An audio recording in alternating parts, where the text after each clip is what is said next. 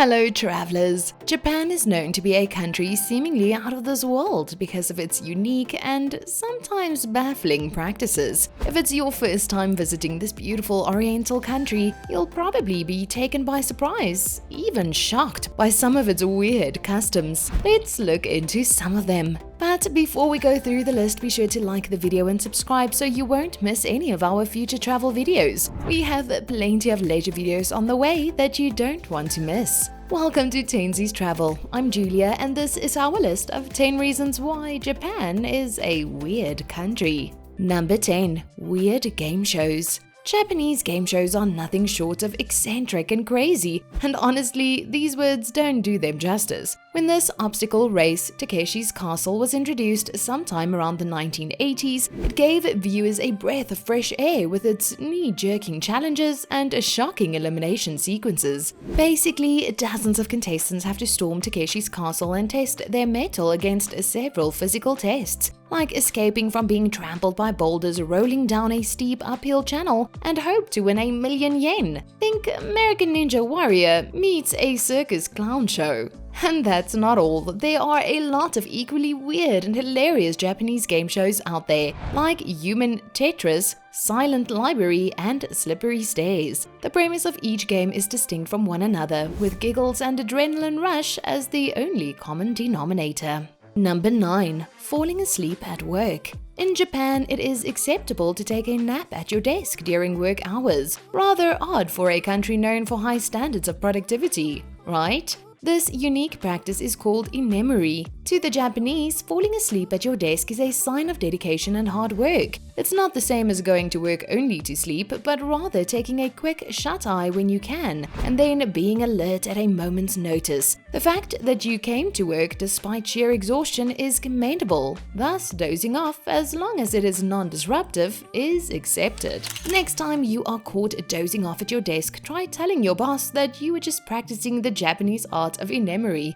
and see what happens. And once you do, please let us know how it went down in the comments. Number 8. No tipping. In many countries, it is customary to tip waiters, doormen, cab drivers, and other service people as a way of showing appreciation. But in Japan, not tipping your waiter has a completely different meaning. The service culture of Japan always over-delivers without expecting anything in return. It's just their nature. Unlike others that do better when you incentivize them, Japanese people simply do it because it's what's right. Now, isn't that nice? In fact, tipping can be considered to be rude or even insulting. There's an exception to the rule that you should know. If you've had exceptional service from a private guide, an interpreter, or an innkeeper, you may give a tip. When you do though, make sure to place the bill inside an envelope, offer it using both hands, and gently bow. Do not just whip out a bill from your wallet and give it to the service personnel. Things could get awkward if you do.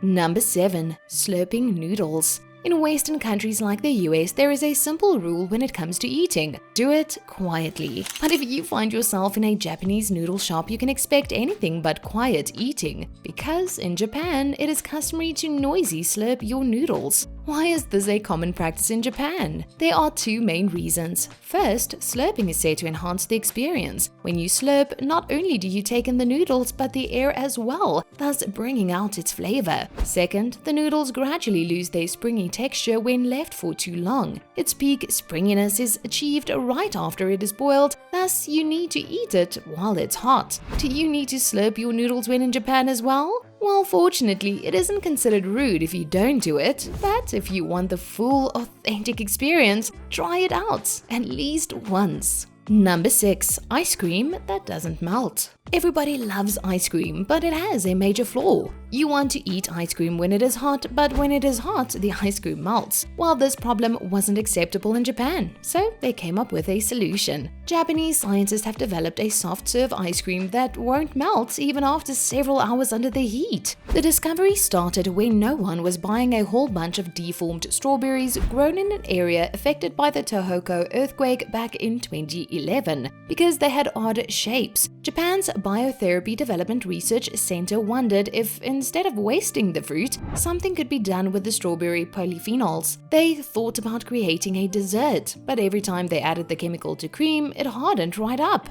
And poof, idea.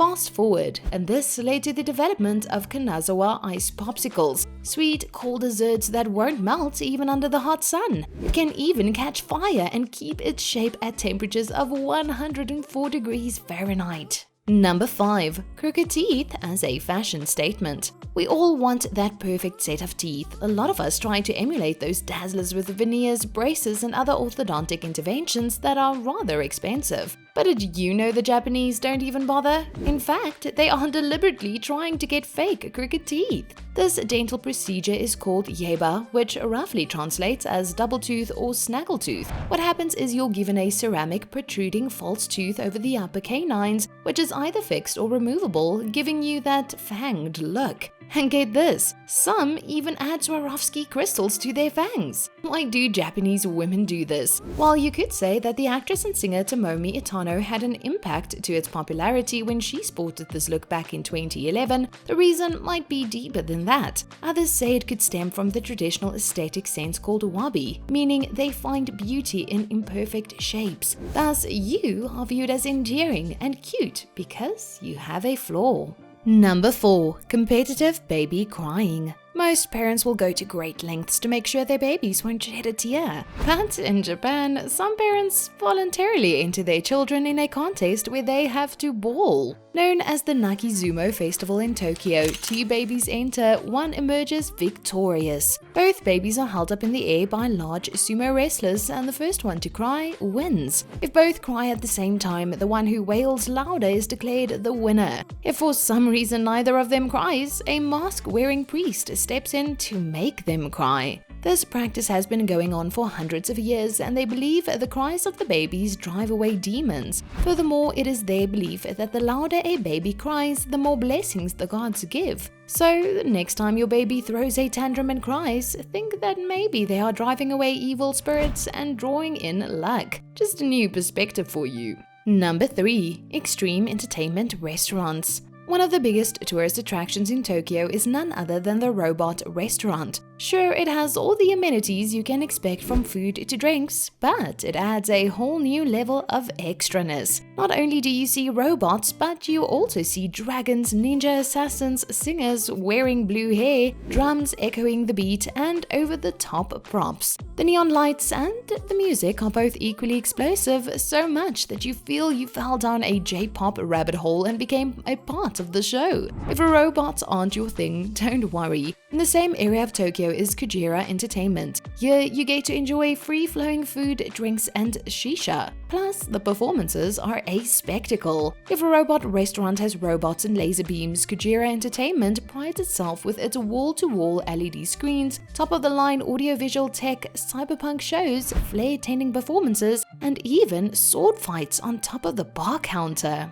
Number 2. Giving citizenship to Godzilla. Japan is one of the hardest countries in the world to gain citizenship, to the point it is practically impossible. But Japan did grant citizenship to someone even though they never applied. That's right. Godzilla, the prehistoric sea monster superpowered by nuclear radiation, is officially a resident of Shinjuku. The reason for awarding citizenship? Godzilla's job is to become the tourism ambassador. Kind of ironic when it fictitiously destroyed Tokyo before. Nonetheless, it is a fitting position for the monster as it became a part of Japanese pop culture after it was introduced to the world in 1954. During the awarding of its citizenship, the Shinjuku city office distributed copies of its certificate to raving fans. Its replica has been placed on top of the Toho building, leering down as if preparing to wreak havoc again. Meanwhile, King Kong is still waiting for its American citizenship.